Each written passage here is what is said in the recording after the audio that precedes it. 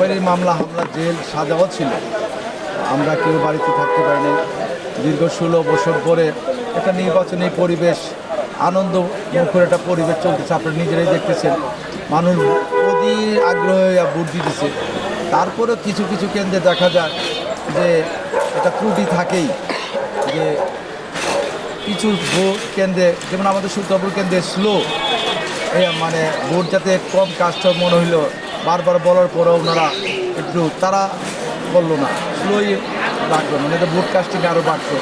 সকালবেলা মহিলা আসলো, ভোট দিতে না পেরে চলে গেলো, কারণ রান্নাবান্না করতে হবে।